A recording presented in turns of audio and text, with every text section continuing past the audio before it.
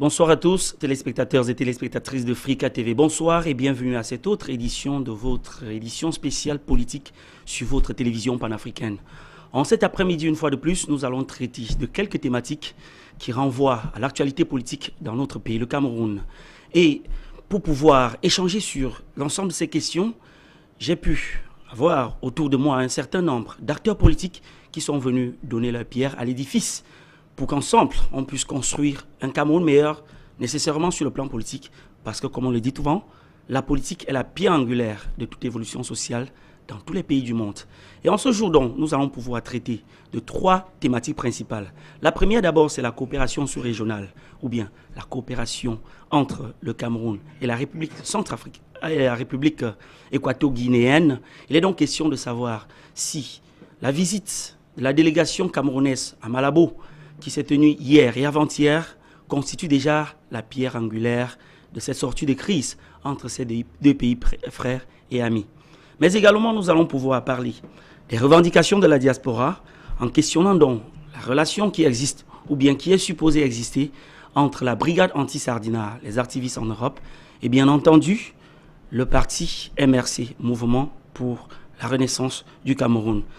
Et en toile de fond, nous allons immédiatement parler de l'insécurité dans le nord-ouest et le sud-ouest du Cameroun pour davantage questionner donc les enjeux d'une reconstruction sur un chantier de ruines alors que la guerre n'est pas encore terminée dans les deux régions en question. Voilà, chers téléspectateurs et téléspectatrices, les différentes thématiques sur lesquelles nous allons pouvoir nous étendre tout au long de ces 60 minutes de discussion. Mais pour pouvoir revenir ici échanger sur ces différentes questions, je voudrais immédiatement vous inviter ensemble du côté de la régie à pouvoir observer d'abord ces transitions avant que je ne revienne présenter plus ou moins nos différents panélistes sur le plateau.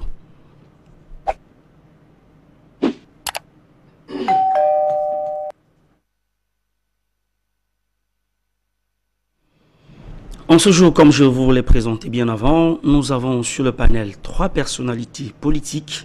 La première, c'est M. Ismaël Domke. Il est communicant SIF, juriste, coordonnateur régional adjoint des jeunes socialistes du littoral. Monsieur Domke, bonsoir et bienvenue à Africa TV.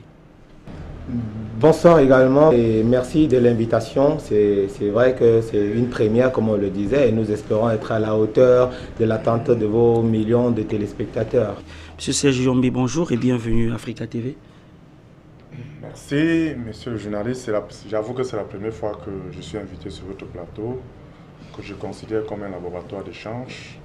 Je voudrais rappeler, nous serons à la hauteur des attentes des spécialistes. Je voudrais rappeler que M. Yombi est communicant MRC, membre du bureau régional des jeunes du littoral. Alors, c'est un plaisir, une fois de plus, bienvenue à Africa TV. Merci et j'espère que vos ondes vont s'étendre de plus en plus à travers le Cameroun pour que l'effectif juvénile que j'observe un peu de partout là puisse grandir. Bien sûr. Alors merci infiniment. La troisième personnalité, c'est M. Patrick Anissé Mani. Vous êtes communicant RDPC, auditeur financier. Bonsoir et bienvenue à Africa TV. Bonsoir Michel. Merci pour la première invitation sur votre plateau. J'espère pouvoir participer à ma manière et au nom du RDPC à enrichir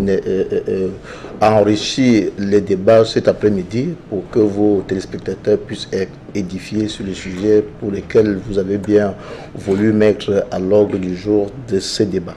Merci infiniment pour la technique de nous avoir accordé cette faveur. Pour l'instant, immédiatement, nous allons rentrer dans le vif du sujet. Mais avant de rentrer dans le vif du sujet, je voudrais que tous ensemble, nous retournions d'abord du côté de la régie pour avoir cet élément qui fixe le cap sur la première descente de la délégation équato-guinéenne à Yaoundé dans le but de pouvoir rencontrer les autorités de Yaoundé, bien entendu, afin d'échanger sur cette question de cette crise froide ou bien de cette guerre froide qui alimentait les deux pays. Suivons donc cet élément de notre collaboratrice Karen Sobdier. Au Cameroun, une délégation équato-guinéenne conduite par le ministre de la Défense nationale, Léandro Bekale, a foulé la terre camerounaise hier dans la capitale politique Yaoundé pour une importante rencontre bilatérale sur les modalités de collaboration et d'action sécuritaire commune avec son homologue Joseph Betty Assoman. Cette visite intervient au moment où les relations entre Yaoundé et Malabo sont froides à cause des travaux de construction d'un mur de séparation lancé sur la frontière des deux pays par la Guinée équatoriale. Alors, merci infiniment Karen Sobdier pour cet élément qui plante naturellement le décor, mais je voudrais rappeler que l'élément d'hier, mais c'est naturellement quelques semaines un peu plus tôt, pour préciser que hier, dans l'actualité, est plutôt centrée sur la visite de la délégation camerounaise qui, en réplique donc à cette première visite, est allée à Malabo dans le but de rencontrer leurs homologues de la Guinée équatoriale afin d'échanger donc sur cette question. Je voudrais immédiatement commencer par vous, Monsieur Mani, vous qui êtes communicant RDPC. Qu'est-ce qu'on peut comprendre au regard donc de cette rencontre entre la délégation camerounaise et la délégation équato-guinéenne pour pouvoir discuter autour de cette question qui vient ainsi en solution, si on peut le dire, à cette guerre froide qui a régné entre le Cameroun depuis l'érection de ce mur aux frontières Cameroun-Guinée équatoriale, M. Mani? En fait, l'érection du mur, n'est-ce pas, ce n'est pas le début du problème, ce n'est que la conséquence. Si on veut questionner les causes du problème entre Malabo et Yaoundé, ça date du coup d'État manqué, n'est-ce pas, du côté de la Guinée équatoriale, n'est-ce pas, en 2016, dont on soupçonnait, un général centrafricain qui était au Cameroun. On ne soupçonnait pas le Cameroun, on disait à l'époque que ce général était du côté du Cameroun et que c'est par le Cameroun qu'il a pu traverser pour se retrouver du côté de la Guinée équatoriale. Et à ce moment-là, le président Obiangema, si j'ai bonne mémoire, avait déjà envoyé une délégation. De notre côté, il y avait son ministre de la Défense, ministre des Relations extérieures, ministre de la coopération sous-régionale, des ministres secrétaires de la présidence de la République. Bref, c'était toute une délégation pour justement demander de l'aide, n'est-ce pas, au gouvernement camerounais pour interpeller tous ceux qui étaient complices, soi-disant complices de cette affaire, dont il disait détenir les noms et qui étaient du côté du Cameroun et de la Centrafrique. Bon, après investigation, malheureusement, le gouvernement du Cameroun avait fait comprendre, n'est-ce pas, à ce temps, à nos amis et frères de la Guinée équatoriale que ceux dont on accusait, n'est-ce pas, d'être coupables de cet incident ne vivaient pas sur le sol camerounais. Ce qui avait donc mis le gouvernement de la Guinée équatoriale dans tous ses états. Ils ont donc vu aussi les problèmes plus anciens entre nos pays, avec les ressortissants du Cameroun qui sont souvent accusés de vouloir prendre la place des Guinéens dans leur pays, d'arracher soit les terrains des Guinéens, leurs femmes et consorts. Ils ont donc décidé que, bon, comme c'est dans le cas, ils vont donc ériger un mur. Ils avaient baptisé cela à l'époque le mur sécuritaire. Donc pour que si jamais leur pays venait à être attaqué par le Cameroun, qui ne puisse pas traverser de leur côté. Et au moment où dans la sous-région de la CEMAC, on parlait de l'intégration sous-régionale, il est de bon ton que ce projet était très mal vu. D'ailleurs, même lors du sommet de la CEMAC à N'Djamena en 2017, et le sommet en 2018 du côté du Congo, et même à Yaoundé en 2019, lorsque le président avait reçu le sommet de la CEMAC au palais de l'unité. Ce problème-là avait été posé sur la table. Je pense que c'était l'homologue, en fait, le président du Gabon, si j'ai bonne mémoire, c'était le président du Gabon et celui du Tchad qui avait demandé aux deux pays de faire preuve de sagesse africaine, parce qu'au début, il faut aussi avouer que nous aussi, on voulait répondre de manière violente également. On avait envoyé le chef d'État major des armées de ce côté pour prendre des dispositions militaires pour faire comprendre nos Équatos que bon, on ne va pas se laisser faire, vos communes, ça ne va pas se construire comme ça. Bon, Alors, comme en bon africain, on s'est dit que non, ce n'est pas la bonne solution. On prône l'intégration sous-régionale. Alors, le président Paul Biya a donc téléphoné son homologue de la Guinée en fin d'année. En fin d'année 2019, je pense que c'était le président Obiang, lors d'une interview, avait parlé d'une chose comme le 5 décembre, qu'il avait reçu le coup de fil de son homologue camerounais qui l'invitait, n'est-ce pas, à mettre de côté dans cette histoire de clôture et puis d'aller plutôt vers un accord, n'est-ce pas, de coopération militaire et sécuritaire qui amènerait à ce que si l'un des pays n'est attaqué par un autre pays, ou bien par un ennemi qui est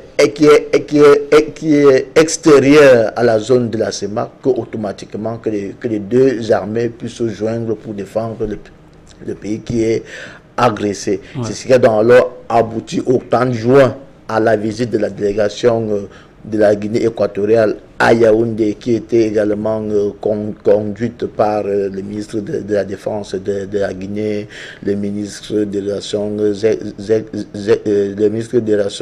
extérieures, le secrétaire de la présidence et autres, qui ont également eu à rencontrer notre ministre de la Défense avec le ministre des Relations extérieures et notre ambassadeur qui reste du côté de la Guinée, monsieur Oyono. Donc, ils sont donc rencontrés dans le côté de Yaoundé. Il était donc question que, vu que c'est bilatéral, n'est-ce pas, que les échanges qui avaient été entamés à Yaoundé partent donc du côté de Malabo pour donc finaliser le dossier. Donc, sur le plan purement, disons, diplomatique, l'accord a été signé. Maintenant, il faut donc voir les aspects matériel et même tactique, parce que c'est un dossier qui est très complexe. Il y a l'aspect militaire, il y a l'aspect civil, il y a même des forces conjointes qui doivent être créées pour protéger les frontières des deux pays. Il n'y a pas là de la frontière terrestre, maritime, aérienne. Donc c'est un budget énorme qui sera mis sur pied, parce qu'il faut le rappeler pour ceux qui ne le savent pas, la frontière entre la Guinée équatoriale et le Cameroun, c'est pratiquement dans les 500 000 km. Donc ce n'est pas une mince affaire. Quand vous êtes peut-être dans une ville comme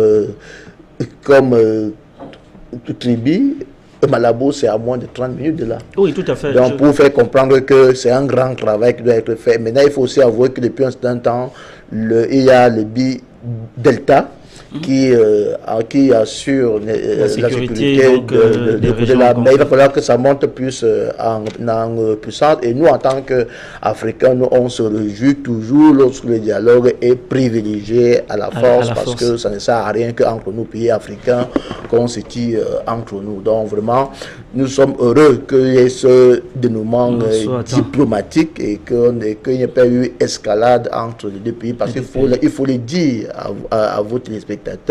Plusieurs Camerounais ont les intérêts en Guinée équatoriale. Oui, il y a plusieurs Camerounais qui ont construit là-bas, qui ont fait des enfants là-bas, qui ont toute leur vie en Guinée équatoriale. En réalité, étant des peuples bantous, si justement, bon, on n'a pas intérêt à aller dans les escalades de violence. Merci infiniment pour toutes ces précisions, Monsieur Mani. Nous allons nous retourner du côté de Ismaël pour pouvoir voir aussi son intention sur cette question, parce qu'en réalité, nous sommes dans un contexte purement de fraternité, d'amitié sous-régionale. Non seulement nous sommes des Bantous, mais comment se fait-il qu'on peut passer immédiatement à l'érection d'un mur dans un contexte où le dialogue devait passer bien avant, Ismaël? Est-ce qu'en réalité, pour vous, ce qui se passe entre le Cameroun et la Guinée équatoriale n'est pas seulement l'arbre qui cache la forêt de ces tensions qui ont toujours qualifié la relation entre les peuples camerounais et les peuples guinéens? Nous allons simplement dire que pour ce qui est de la question du mur qui s'érige aujourd'hui, ce n'est pas un projet qui est né aujourd'hui dans les esprits des Équato-Guinéens. Voyez-vous, nous sommes dans un contexte où l'heure est à l'union des forces, mais seulement. On a parlé de l'union des forces via l'intégration sous-régionale. Mais ce qu'il faut remarquer, c'est que dans les pays de la CEMAC, la Guinée équatoriale est le pays qui est placé le plus à mal des 6 pays. Parce que, voyez-vous, au niveau démographique, regardez un peu au niveau démographique, la population de la Guinée équatoriale fait à peine celle de Douala 3e, je ne vais pas parler de Douala 5e où nous sommes actuellement. La population toute la population de la Guinée équatoriale fait à peine celle de Douala 5, de la commune de Douala 5e à Douala au Cameroun. Douala 3e. Douala 5e, oui, bon. Non, pas 5e. Ils sont moins d'1 million. J'ai dit la population de Douala 5e au Cameroun. Oui. Ça dépasse. De la commune de Douala 5e est largement au-dessus de la population de la Guinée équatoriale. C'est de ça que je parle. Alors, vous voyez qu'au niveau démographique, il y a un déséquilibre. Vous voyez aussi au niveau des ressources. C'est un pays, comme on appelle les nouveaux riches. Les Eldorado. Les nouveaux pays qui viennent de se découvrir comme étant riches. Ok. Alors, actuellement, ils sont dans une dynamique d'affirmation de soi. Hier, ils venaient prendre tout ici chez nous. Jusqu'à preuve de contraire, ils prenaient de l'électricité, ils prenaient l'eau chez nous, ils prenaient de la nourriture, ils prenaient les intellectuels camerounais qui ont construit. Et bien préciser aussi qu'une bonne main d'œuvre. Oui, c'est ça que je dis, la main d'œuvre camerounaise, la nourriture camerounaise, et puis voilà, ils venaient se faire former au Cameroun. Aujourd'hui, qui se sont sentis un peu dans une certaine aisance, ils veulent à tout prix nous montrer qu'aujourd'hui, nous aussi, on peut déjà se passer de vous. Et puis, vous voyez un peu, c'est pour ça que j'ai voulu mettre ça dans le contexte des nouveaux riches. Quelqu'un qui vient de se sentir un peu aisé, alors il sait qu'il peut cracher sur le plat qu'il a nourri hier. Bon, le problème du mur, donc, il vient à un mauvais moment. Mais je pense qu'au Cameroun aussi, nous avons manqué le coaching. Le gouvernement camerounais a manqué le coaching, il faut se le dire. Dans quel sens? Parce que quand vous voyez un pays comme la Guinée équatoriale, qui aujourd'hui vient à vouloir rivaliser d'adresse avec le Cameroun, sachant que la population guinéenne, la population guinéenne ne fait même pas le tiers de l'effectif de l'armée camerounaise. C'est-à-dire que si on allait convertir toute la population guinéenne en militaire, il ne pourrait même pas faire le tiers de l'effectif que nous avons dans l'armée camerounaise. Donc, comprenons que nous avons manqué le coaching.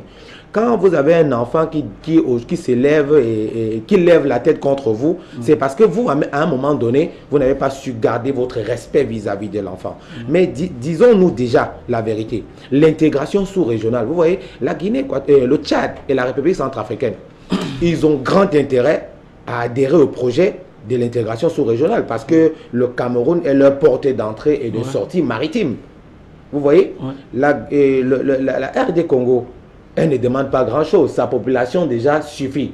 Et puis ses ressources et son ouverture également sur la mer. Parlez là nécessairement du Congo. Du Congo, oui. Du Congo, pardon, excusez-moi, le Congo. Et son ouverture sur la mer suffit. Or, les pays de l'Interland, le Tchad et la République centrafricaine, ils ont tout intérêt à adhérer pleinement au projet. Alors, la Guinée équatoriale, qui aujourd'hui se découvre des ressources comme celles que nous connaissons, le pétrole, et beaucoup de produits miniers du sous-sol, d'autres produits miniers du sous-sol, aujourd'hui peut dire aussi un peu son dictat.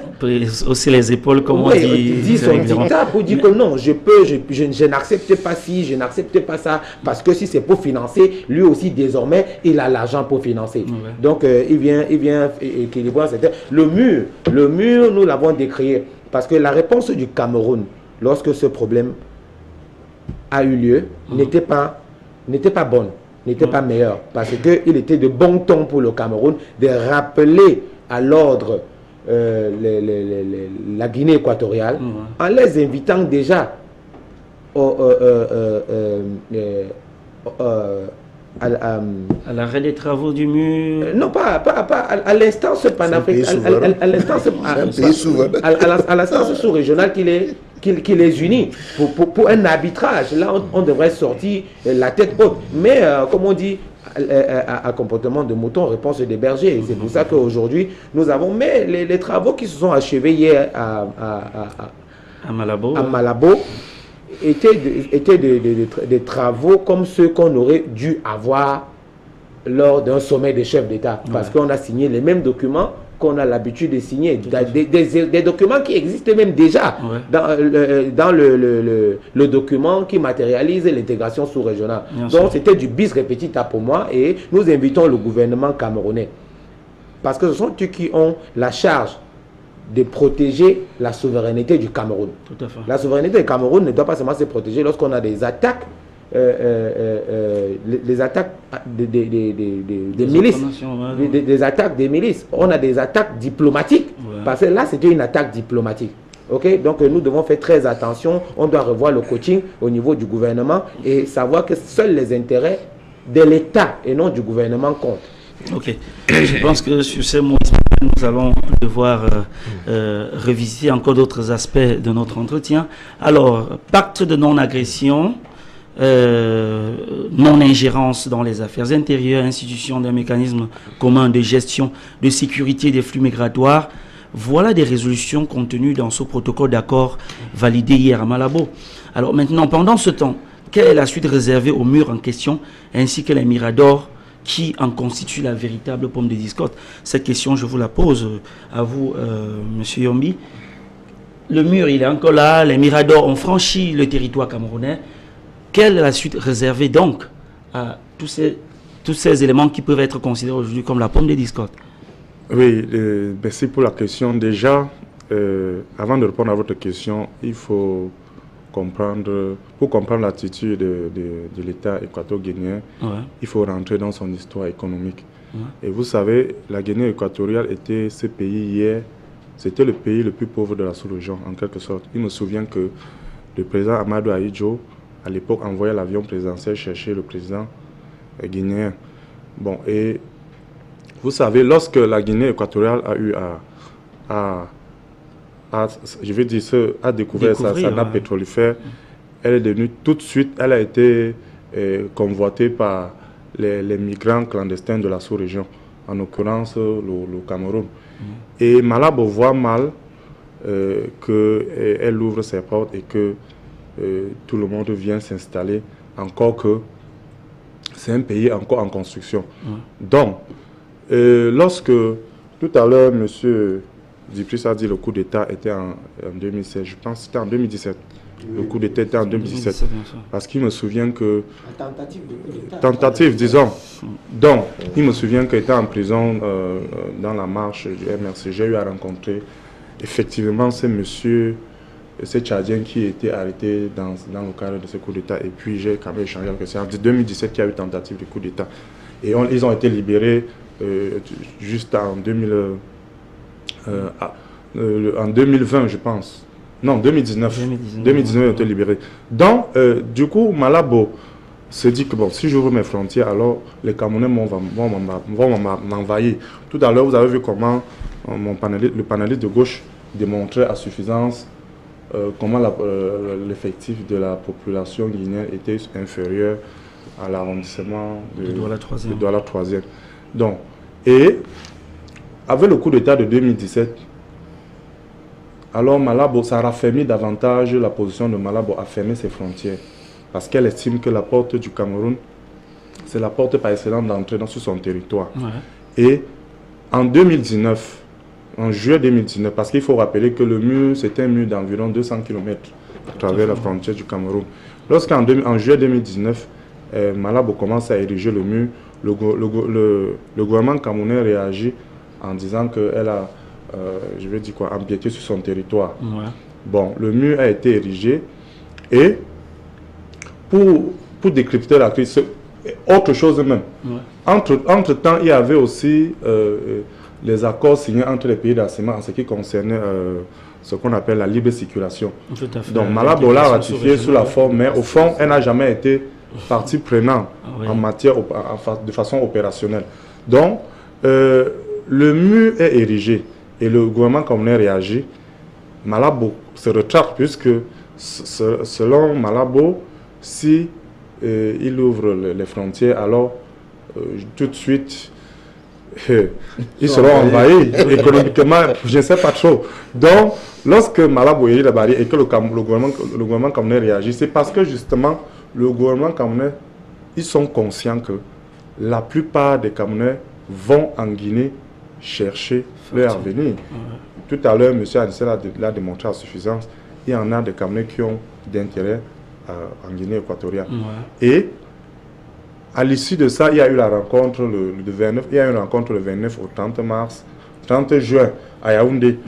Oui, où il y avait le ministre Betty Assoma, ministre de la Défense. Tout à fait. Il y avait M. Mbela, représentant le MINREX. Il y avait M. Atanganji, représentant le MINAP. Il y avait le chef d'état-major, M. Meka. Et de leur côté, il y avait un monsieur Lambeton, je pense que Alejandro, oui, qui représentait le ministère de la Défense. Congo Alejandro. Oui. Et s'il faut retenir la principale résolution qui s'est en sortie, c'est que désormais il y aura des patrouilles mixtes qui vont contrôler la frontière. Et pour l'instant, officiellement, le mur est arrêté. Mais officieusement, moi je sais pertinemment que Malabo veut vivre économiquement. Et il ne veut pas des envahisseurs, entre guillemets. Quand je dis des envahisseurs, ce sont des voyageurs clandestins, venant peut-être du Cameroun ou de la sous-région, ou l'Afrique de l'Ouest, parce que la plupart des migrants clandestins de l'Afrique de l'Ouest passent par le Cameroun afin d'entrer en Guinée équatoriale. Donc l'avenir du mur, je peux vous dire, c'est incertain.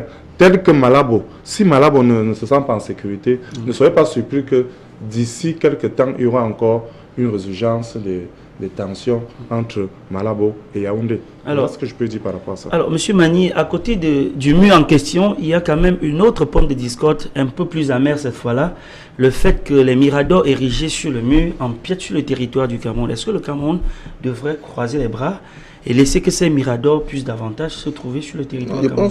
Je pense quand même que ce qui a été dit hier, si j'ai bonne mémoire, des explications que donnaient par les ministres de la Défense, M. Betty Assoma, il a été clair dessus que les travaux qui avaient été engagés par la Guinée équatoriale devaient être démantelé et que c'est la CEMA qui devait rembourser les frais de construction. Donc si Mathias là, maintenant il faut aussi comprendre une chose par rapport à la Guinée équatoriale. Et si j'en ai pas peut-être que ces chiffres-là, le plan de croissance économique de la CEMA qui a été mis sur pied pour l'horizon 2025. Donc, il vise entre autres à booster la CEMA en matière énergétique, en matière industrielle et consorts. Les gens ne savent peut-être pas, ça repose à plus de 80% sur le Cameroun. Tout ça, peut-être que les gens n'ont pas. Il faut d'ailleurs préciser que dans la sous-région, le Cameroun, c'est la première puissance économique. Et va même continuer même à l'être. Je vous prends un peu un cas simple. Dans mon secteur, le secteur des hydrocarbures et de l'énergie, grosso modo. Est-ce que vous savez qu'au moment où nous parlons, les raffineries qui sont du côté de Malabo dépendent du gaz qui est produit à Kribi? Les gens ne savent peut-être pas. Est-ce que les gens savent qu'au moment où nous parlons, dans le projet énergie de la CEMAC, le Cameroun à lui seul doit construire 9 barrages à l'horizon 2025. Et les barrages qui ont commencé déjà, dont les chantiers sont en cours. Donc vous comptez bien, je vous en prie. On a Lompanga qui a... Il n'y a aucun éléphant blanc. Et quand vous avez des questions sur le secteur, demandez et on va vous dire. Il n'y a pas d'éléphant blanc. Il y a eu 2 problèmes sur 2 barrages. Il y avait Lompanga et il y avait le barrage de Mekin. Et je peux t'expliquer techniquement ce qui a posé problème. Et ces barrages-là vont fonctionner malgré le retard que tu peux observer. Ça va fonctionner. Et aujourd'hui, est-ce que vous savez par exemple que le barrage de Mongolou tourne à pleine capacité de 280, mais on ne peut pas encore mettre cette énergie-là dans le circuit parce que les disjoncteurs qui sont utilisés actuellement dans notre circuit ne peuvent pas supporter cette énergie dans les secteurs interconnectés sud parce que justement, les études qui avaient été faites n'étaient pas bonnes. Et c'est ce que le ministre, je vous en prie, on avait pris l'expertise internationale pour faire ce travail. Je vous en prie, tout travail peut avoir des insuffisances. Donc, ne venez pas raconter ce que vous ne maîtrisez pas sur ce plateau. Je vous c'est déjà là. C'est déjà là. Ce sont des précisions. Laissez, mon cher ami. Si vous voulez qu'on parle de stage, je peux vous donner aujourd'hui ce qui a changé entre 2016 et 2020 en termes d'énergie dans notre pays. Donc, en dehors de Lompanga et de Novelo, pour ce qui est de l'énergie qu'on doit acheminer en Guinée équatoriale, le Cameroun doit construire le barrage à Sombengue qui va desservir la Guinée la Guinée équatoriale. Le Cameroun doit construire un barrage à Sondo pour développer le secteur minier de la Guinée équatoriale. Mais le Cameroun doit construire le barrage à Kikok. Vous pouvez comprendre que tous les grands projets que la Guinée doit mettre sur pied pour son émergence, pour diversifier son économie, parce que pour le moment, c'est une économie qui n'est pas diversifiée, parce que les Guinéens ne vivent que du pétrole. Donc maintenant, parce qu'il y a un plan de diversification des économies de la CEMAC, la Guinée compte sur l'énergie qui va venir du Cameroun. Donc la Guinée n'a aucun intérêt à continuer à jouer à ce jeu. Donc, moi, je suis confiant que le mur, ça sera cassé. Mais comme l'a dit monsieur Yumbi, je suis d'accord là-dessus. Il faudrait que la CEMAC apporte plus de garanties à la Guinée en termes de préservation de son écosystème. Parce que les Guinéens estiment que s'ils ouvrent leurs frontières, ça va aller dans tous les sens. Alors, monsieur Yumbi, est-ce qu'on peut espérer à présent que ce cap est franchi par la négociation naturellement sans coup de feu? Est-ce qu'on peut déjà estimer que la relation entre équato-guinéens et camerounais, surtout à Malabo, parce qu'au Cameroun, on n'a pas réelle connaissance de ce que les étrangers sont menacés au Cameroun. Mais est-ce qu'en Guinée équatoriale, les Camerounais peuvent déjà se préparer à une vie pacifique, à une vie saine, sans des actes de violence comme ce que nous avons eu à observer par le passé? Toujours été dit, en relation internationale, il n'y a pas d'ennemis, il n'y a pas d'amis, il n'y a que des intérêts qui comptent. Tant que la Guinée estime que ses intérêts sont menacés à travers les migrations clandestines, on parle d'une immigration clandestine, alors elle va toujours se comporter de la sorte. Et moi, je peux vous dire ici, malheureusement, que la Guinée subit la malgouvernance du Cameroun. Je vais vous dire pourquoi. Comment le gouvernement... La Guinée est très proche du Cameroun. Et vous savez, en ce qui concerne les emplois au Cameroun, pour avoir un emploi, pour ne pas dire décent, c'est-à-dire ce que j'appelle le chômage déguisé, il faut avoir de la chance. Et du coup, la majorité des migrants qui sont en Guinée sont des Camerounais. Parce que si le Cameroun avait une économie prospère, qu'est-ce qu'on irait faire en Guinée équatoriale? C'est pour cette raison que le pays principal où la Guinée s'acharne, c'est le Cameroun. Mais c'est vrai, ce n'est pas des... Attendez, s'il vous plaît, permettez... Les Nations Unies qui traite des questions de la migration. Le pays qui a plus de ressortissants hors de ses frontières, c'est les États-Unis. Le deuxième pays, seulement le pays africain, c'est bien. J'avais la parole, s'il vous plaît. J'avais la parole, monsieur Mani. Il y a plus ce n'est pas de ça qu'il s'agit. À l'extérieur, c'est le Nigeria. Ce n'est pas de ça. Et il savait que le Nigeria est la première puissance économique en Afrique. C'est pour vous dire que l'immigration n'a rien à voir avec les considérations économiques. Il y a des pays qui s'appuient sur l'immigration pour leur prospérité. Je peux parler. Monsieur Mani, je vous en prie. Je ne sais pas pourquoi quand je prends la parole, monsieur Mani a les démangeaisons. Vous dites ce qui n'est pas vrai. Je ne sais pas pourquoi quand je prends la parole, monsieur Mani a les démangeaisons. Aucune démangeaison. Il ne faut parler à l'école pour comprendre que la majorité... Les gens sortent parce qu'ils cherchent le travail. Oh là là. Dites-moi. S'il vous plaît, allez-y, allez jusqu'au il ne faut pas aller, il ne faudrait pas être intellectuel pour connaître la majorité des migrants camerounais, que ce soit en Guinée, que ce soit en Europe. 80%, c'est pour des besoins professionnels, pour des besoins économiques. Si le Cameroun, je viens de vous démontrer que par le passé, c'était l'avion présidentiel camerounais qui partait chercher le président guinéen. Est-ce qu'aujourd'hui, ils viennent encore chez nous? Parce qu'ils ont aussi un peu d'économie. J'avais dit, ils ont un peu des moyens. Donc, la nature a horreur du vide. Lorsqu'on se sent mal à l'aise chez soi, on cherche l'Eldorado ailleurs. Lorsque je dis que la Guinée subit aussi la malgouvernance du Cameroun, je pense que c'est simple à comprendre. Faux, parce que la majorité...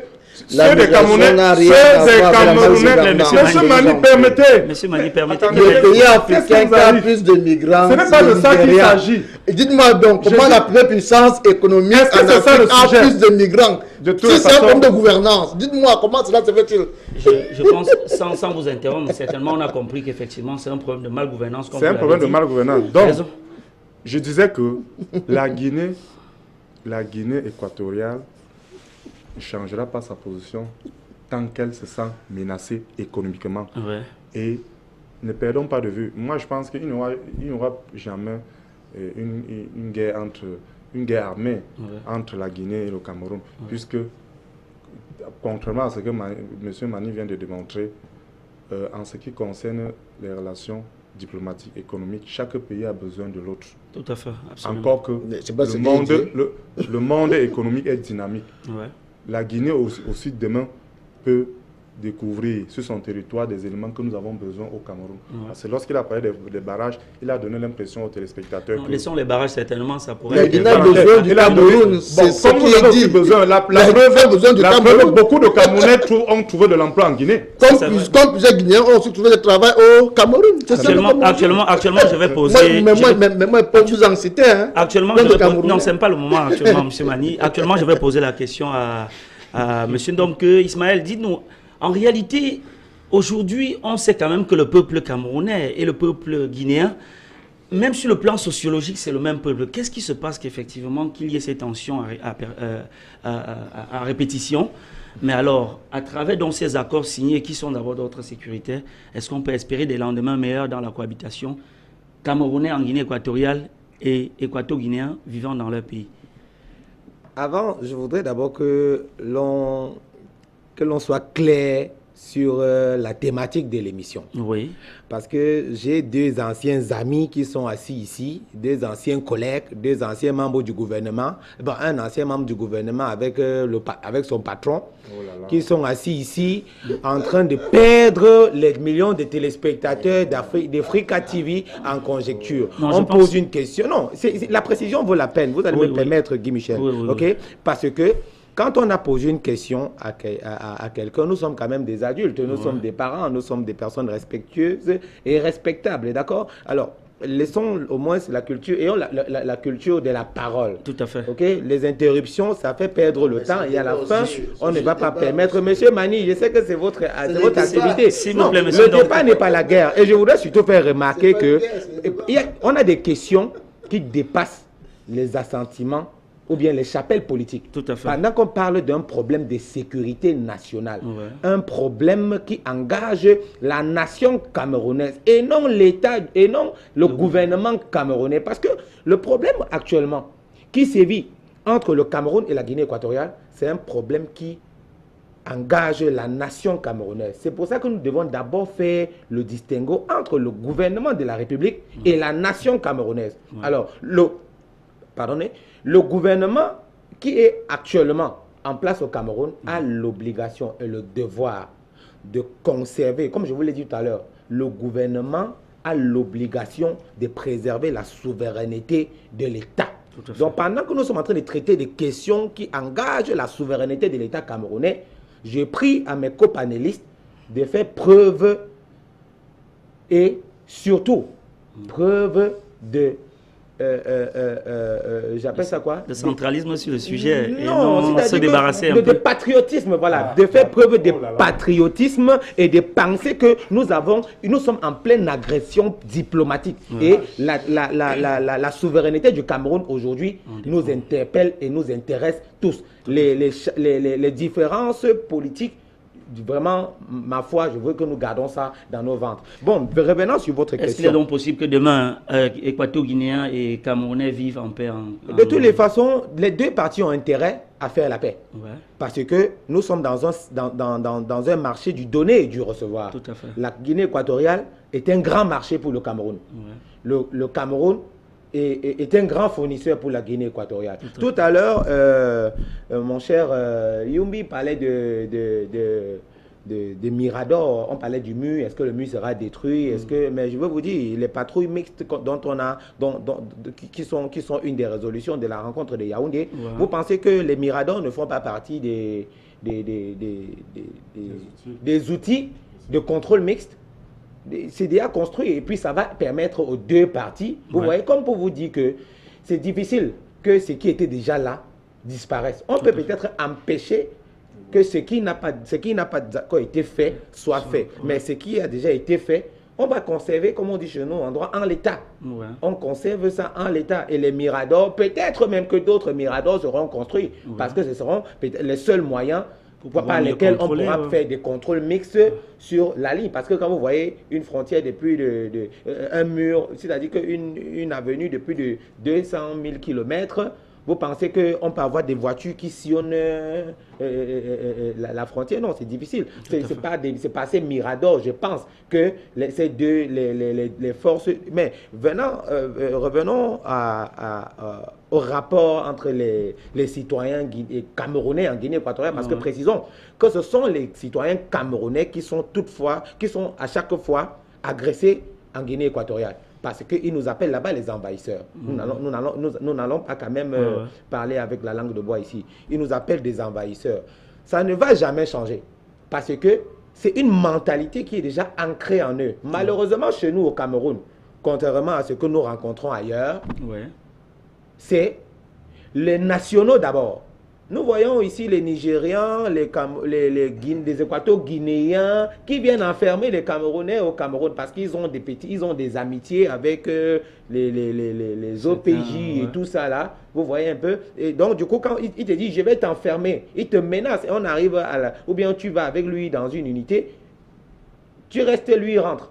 Vous voyez, donc c'est des choses comme ça que nous avons toujours décréées et nous pensons que du côté de la Guinée équatoriale, les exactions sur les civils camerounais, sur les populations camerounaises ne vont pas s'arrêter aujourd'hui parce que ça a toujours été, c'est dans leur ADN. Vous voyez, parce qu'ils ont vécu une frustration, celle de préserver leur culture, leur identité. C'est vrai que nous sommes tous des femmes à ce niveau-là, c'est tous des femmes, mais il y a un problème de sécurisation des acquis, des intérêts, et puis un souci de patriotisme entre eux. Le Guinéen d'abord, toute personne qui n'est pas guinéenne, vous arrivez en Guinée équatoriale aujourd'hui, avec toute votre expérience professionnelle et tout votre bagage intellectuel, vous ne serez jamais nommé devant un Équato-Guinéen.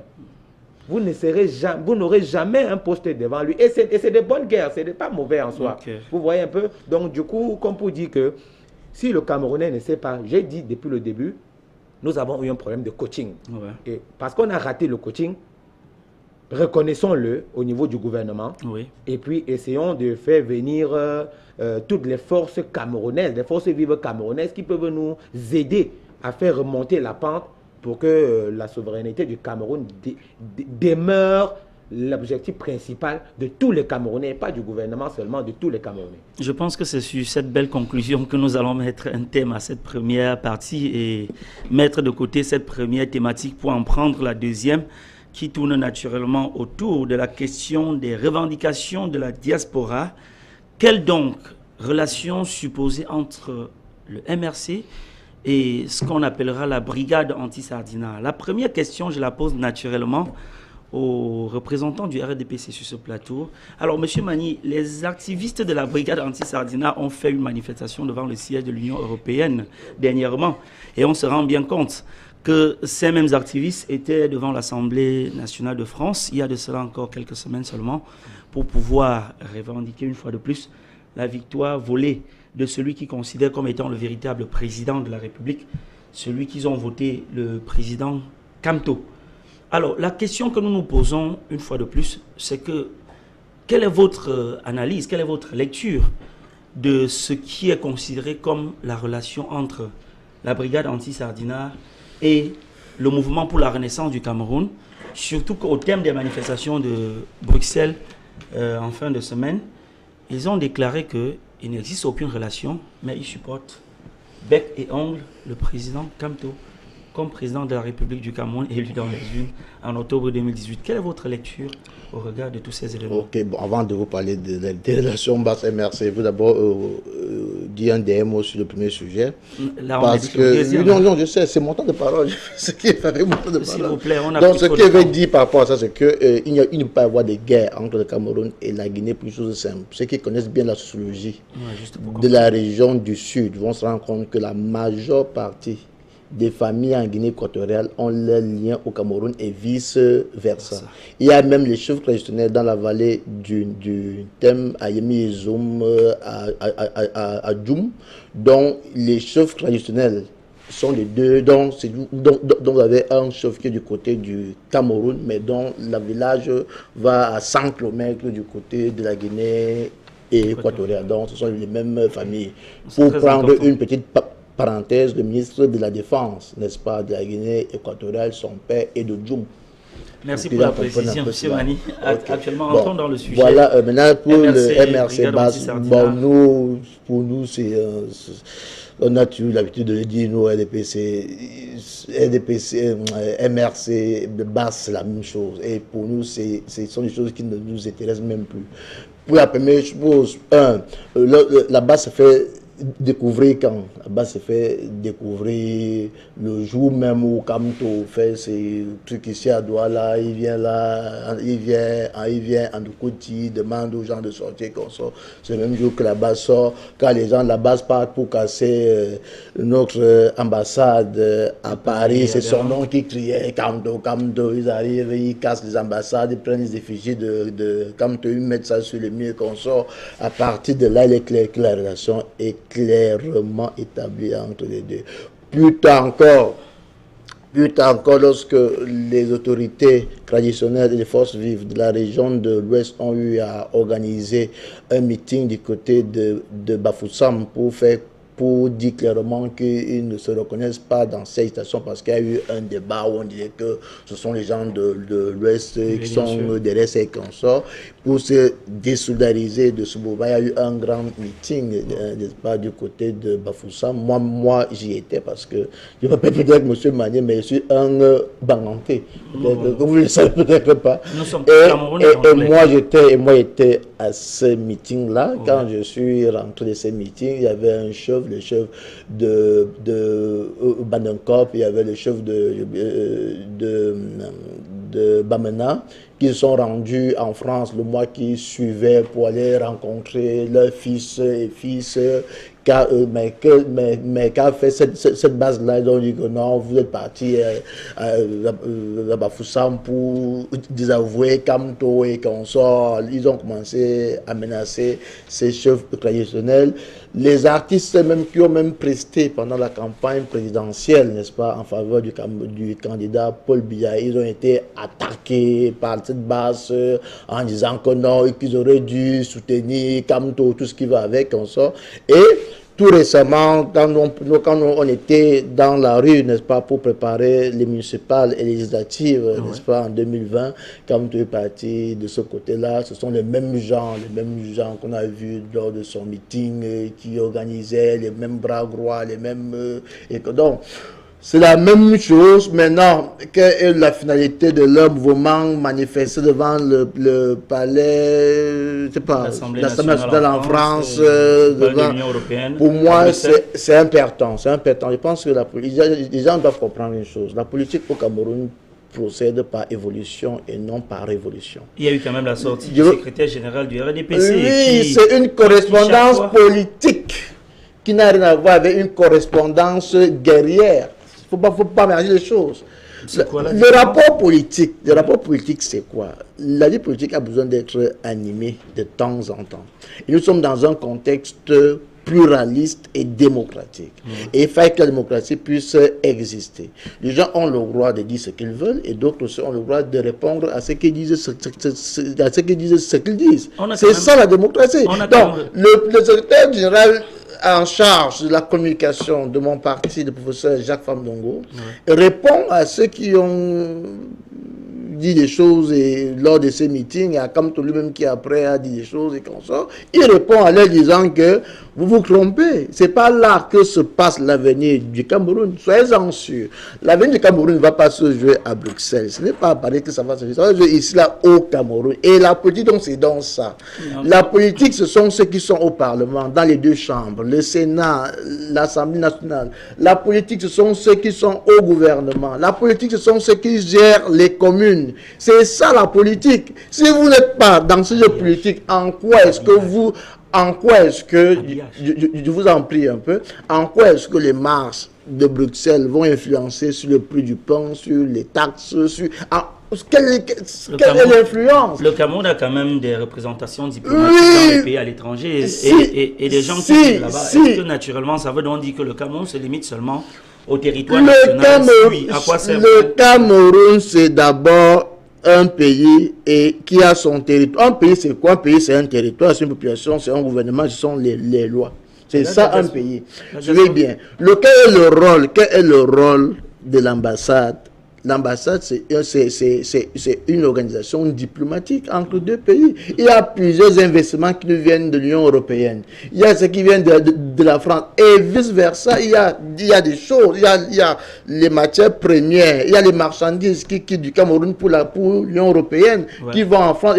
Donc, ce n'est que ça et rien d'autre. Donc, ce n'est pas là-bas qu'on va vous dire qu'on va prendre comme de pour mettre à étudier, ou bien qu'on va prendre soit Sefouré pour mettre il faut sortir de ces fantasmes-là. Le monde a évolué de telle sorte qu'aujourd'hui, chaque pays s'occupe de son avenir. Moi, j'aurais aimé qu'en 2020, que Maurice Kamto et son MRC, avec sa base même, puisqu'il se disait très fort, viennent sur le terrain politique, viennent sur le terrain électoral et disent, ok, comme nous sommes tellement puissants, on va prendre toutes les mairies à Yaoundé, toutes les mairies à Douala, toutes les mairies à Bafoussam, et qu'on sort, et puis on voit donc qu'effectivement, c'est eux que le peuple veut. Okay. Malheureusement, ils ont fui le débat politique pour faire maintenant dans l'animation, parce que moi, ça, c'est de l'animation et rien d'autre. Ça, c'est du folklore. Et ça n'a aucun impact politique. Je veux que quelqu'un me dise à quoi ceci a l'influence sur la lumière, sur l'eau, sur le pain, je ne sais pas pourquoi. Monsieur, donc certainement, vous pensez, quelle est votre opinion concernant la BAS? Aujourd'hui, que c'est une organisation qui a pompé un communiqué dans le sens de déclarer pratiquement qu'il n'existe aucune relation entre leur action ou bien leur organisation et le mouvement pour la renaissance du Cameroun. Quelle est votre opinion, quelle est votre lecture, M. Yombi? Oui, j'espère que au moment de mon speech, M. Anissé souffrira de m'écouter.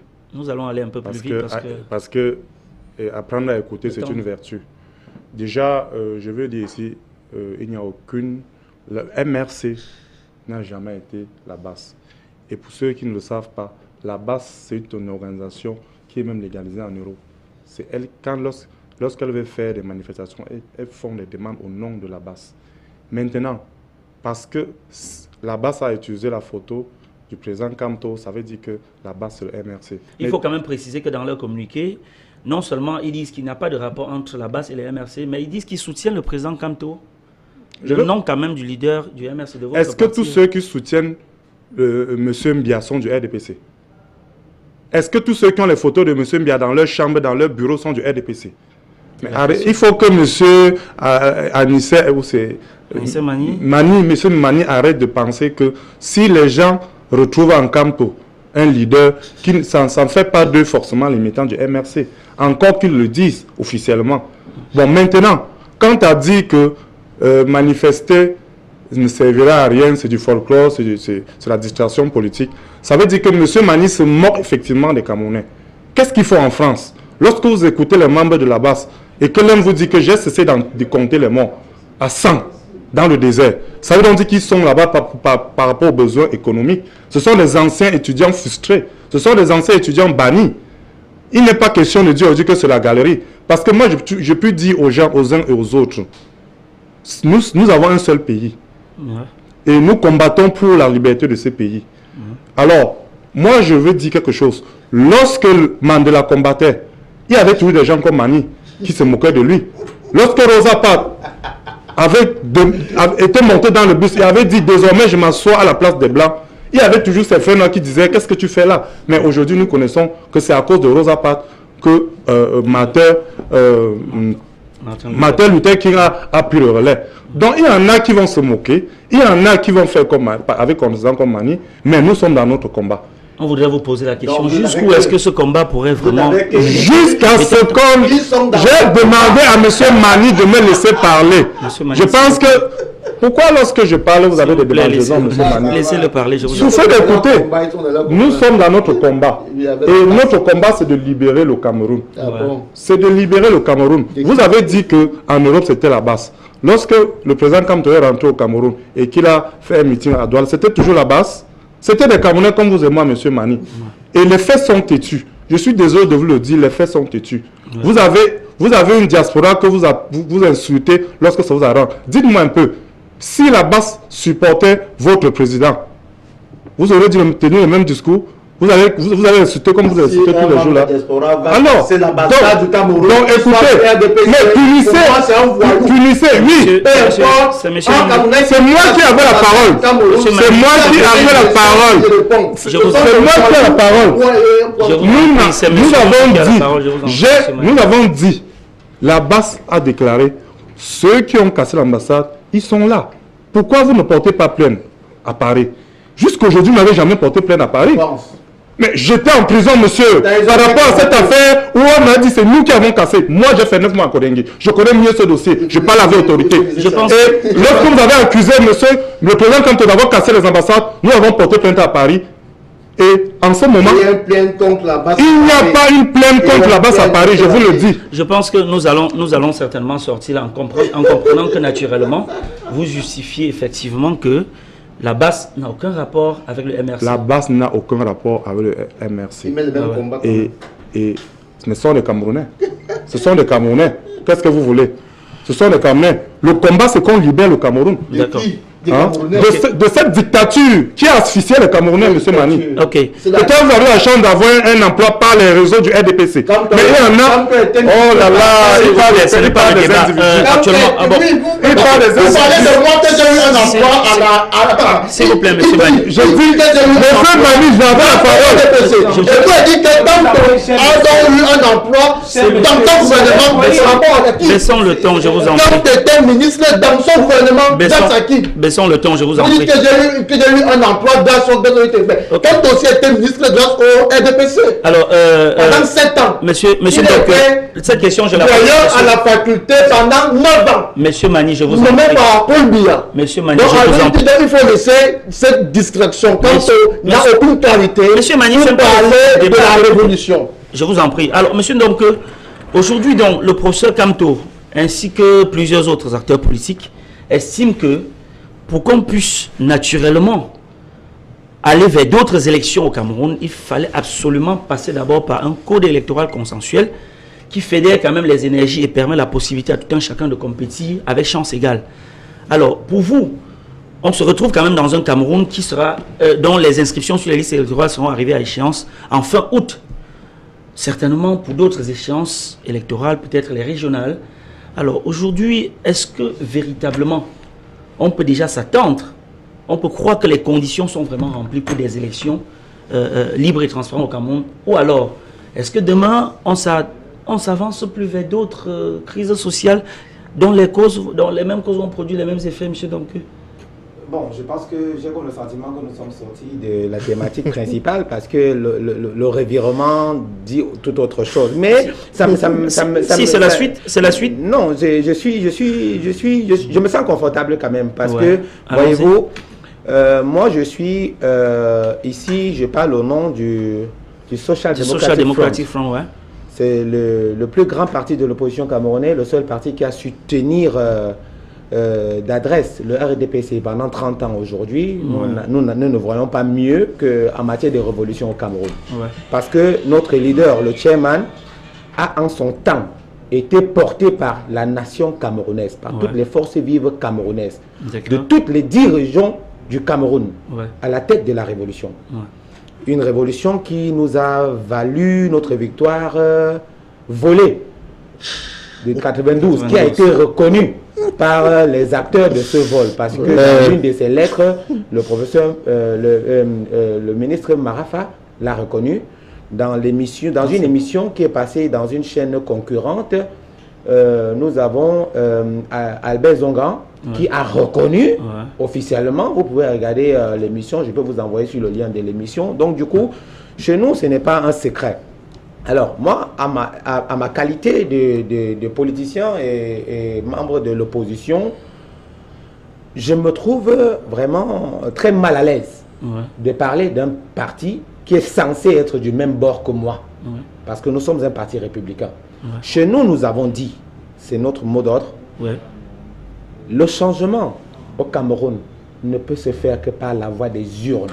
Parce que nous avons mené des révolutions dans lesquelles on a perdu des hommes, des Camerounais. Or, aucune révolution ne vaut la vie d'un Camerounais. Parce que, voyez-vous, nous devons quand même reconnaître que lorsque nous perdons un Camerounais, c'est assez grave pour arrêter toutes les guerres que nous menions, surtout que nous ne sommes que dans des guerres, dans des conflits d'intérêts de personnes.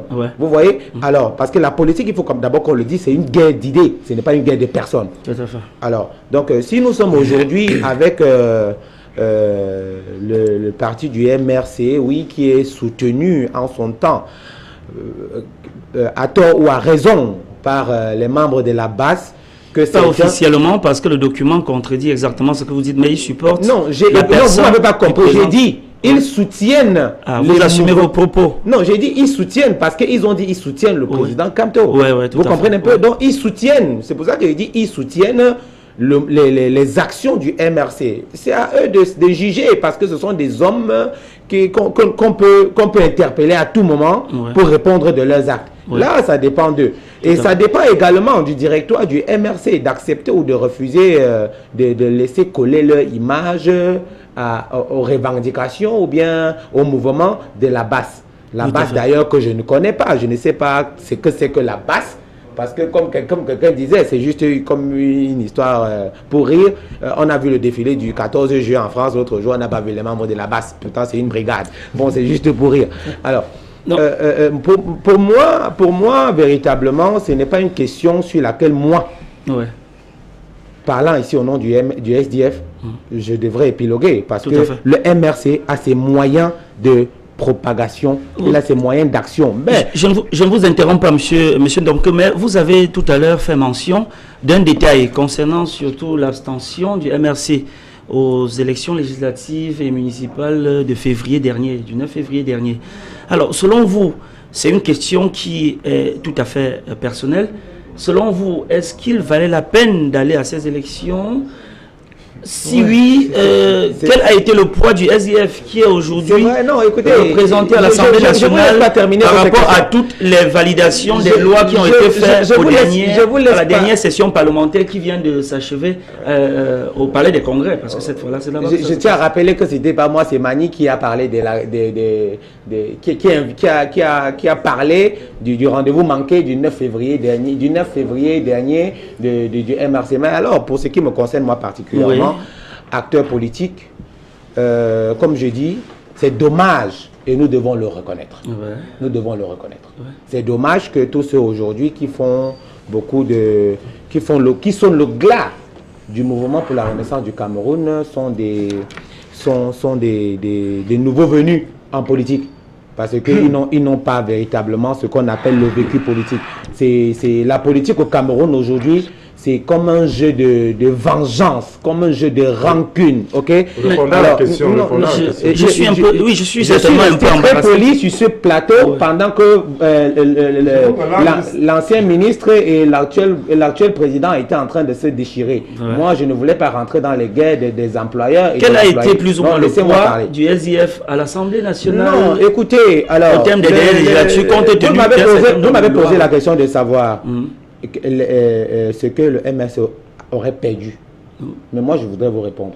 Non, ce que les SDF, le poids que les SDF auraient pesé dans les prises de décision à l'Assemblée, dans les lois qu'on vient de voter, il y a un certain nombre de lois. Quand on dit que le poids que le SDF aurait posé, le SDF a posé d'un lourd poids. Peut-être vous ne connaissez, peut-être vous n'avez pas à suivre actuellement les débats. Mais je voudrais d'abord, vous ne pouvez pas me distraire sur ce détail, je voudrais vous dire, en politique, pour exister, il faut être présent. Ouais. Et dans le système démocratique, le pouvoir le plus important, c'est le pouvoir législatif. Ouais. Il faut être là où on décide. Si vous n'êtes pas là où on décide, vous allez subir les décisions des autres. Soyez là. Vous voyez, la Chine, la Russie, au Conseil de sécurité, ouais. Ils sont là. Quand ils ne déposent pas leur veto, ils ne disent rien. Vous voyez, ouais. Quand ils n'ont pas déposé le veto, ils ne disent rien. On dit la Chine ne s'est pas prononcée, soit la Russie ne s'est pas prononcée. Ils sont quand même là. On a écouté leur voix. Donc, si je veux revenir sur... Sans vous interrompre, surtout pour compléter ce que vous venez de dire, dans le cadre des débats parlementaires, il y a un projet de loi qui a été proposé par Honorable Joshua aussi, qui a proposé dans cette loi qui porte sur la double nationalité, mais qui naturellement n'est pas arrivé même à l'Assemblée, n'a pas fait l'objet de débat. C'est pas lui qui a porté cette loi, c'est pas lui. La loi, elle part.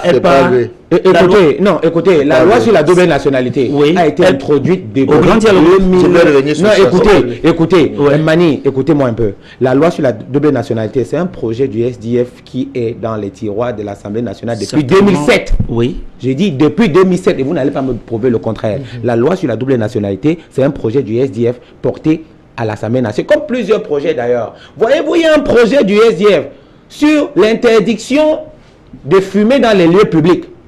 Ils ne peuvent pas vous le dire parce que la cigarette, c'est leur business. Vous voyez, c'est de l'intoxication. Ça crée des problèmes sanitaires au Cameroun. Nous étions sur la problématique, de l'introduction de la loi et du poids du SDF dans les décisions de l'Assemblée. Je vous ai répondu en vous disant ceci. Oui.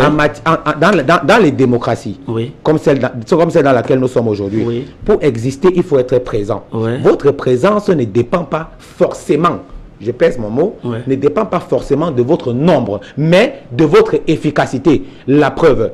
Quelle efficacité donc? L'UNDP est un parti qui était majoritaire à l'Assemblée nationale, mais parce qu'ils sont de la majorité présidentielle, vous voyez que leur nombre n'a jamais aidé le peuple camerounais parce qu'ils suivent le mot d'ordre du RDPC. Ouais. Parce que, voilà, écoutez, on dit, nous sommes efficaces parce que la vraie révolution, c'est même si je ne suis que le seul à représenter le mouvement, ouais. Je dois savoir le porter en attendant qu'on vienne me porter secours. C'est de ça qu'il est question. Vous pensez que est-ce qu'il a fallu constituer un groupe parlementaire pour défendre la loi sur la double nationalité, pour défendre le projet sur le code de la famille? Est-ce qu'il a fallu que nous soyons hier nous étions un nombre, ouais. Nous constituons un groupe parlementaire, nous l'avons proposé, il n'est pas passé. Oui. Aujourd'hui, nous sommes 5 et on nous écoute. Ça veut dire qu'on n'a pas forcément besoin d'être 100, d'être 200 pour être efficace. On a besoin d'être de la matière. Nous sommes une matière. Et parce que nous maîtrisons ce système qui est en face de nous, que nous disons, un bandit ne peut pas entrer chez vous. Vous avez 2 téléphones. Il prend un, il laisse l'autre. Demain, vous ouvrez la porte, vous dormez en ne fermant plus la porte en disant qu'ils viennent tout prendre. Or, les hommes qui sont en face de nous, qui sont des très grands intellectuels, qui connaissent le droit constitutionnel, ouais. Qui nous empêchent d'aller exercer notre devoir de citoyenneté et qui après interpelle ces élus de la nation, parce qu'il faut surtout le préciser. Lorsqu'on a voté un député, toutes les lois qui sont prises à l'Assemblée nationale sont prises au nom du peuple camerounais. Que vous ayez voté Paul Biya ou non, que vous soyez du RDPC ou non, que vous ayez 20 ans ou non, Paul Biya est votre président. La loi qui est votée à l'Assemblée nationale, parce que l'émanation de toutes ces lois provient du SDF. Il faut que nous soyons honnêtes. Merci infiniment pour ces précisions. Merci infiniment pour ces précisions, monsieur. Donc, mais avant de passer à monsieur Mani, je voudrais d'abord interpeller monsieur Yombi sur cette question. Nous nous trouvons là face à une situation à laquelle La loi camerounaise, effectivement, n'établit les faits ou bien un certain nombre de choses que lorsque cela est passé par l'Assemblée nationale, ce qui est constitutionnel ou bien ce qui est légal doit passer par l'Assemblée nationale. Guy Michel, excusez-moi. Guy Michel, je ne vous coupe pas. Donnez-moi une seconde. S'il vous plaît, je n'ai jamais, dans ce plateau, je n'ai pas interrompu vos invités. Écoutez, je voudrais poser la question, d'accord? Non, je voudrais relancer les téléspectateurs, parce que c'est pour les téléspectateurs. Regardez ces membres de la base qui ont soutenu le mouvement du boycott.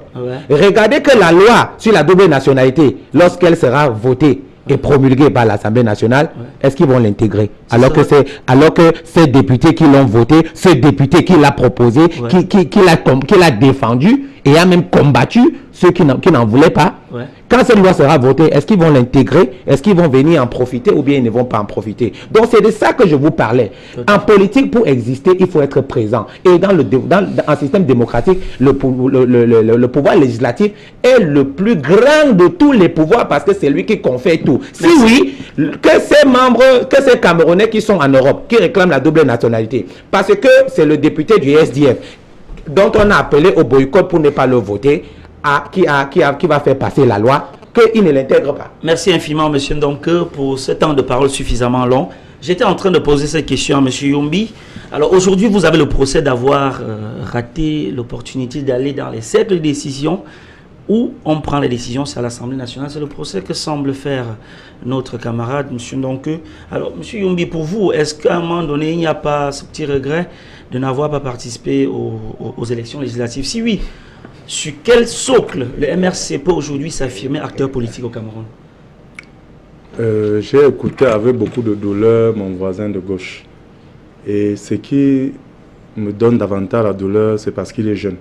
Si c'était un colon, ça ne m'aurait pas dérangé.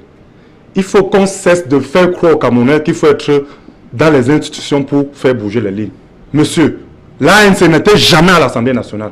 Mais c'est l'ANC qui faisait la politique en Afrique du Sud. Monsieur... Le contexte n'est pas le même.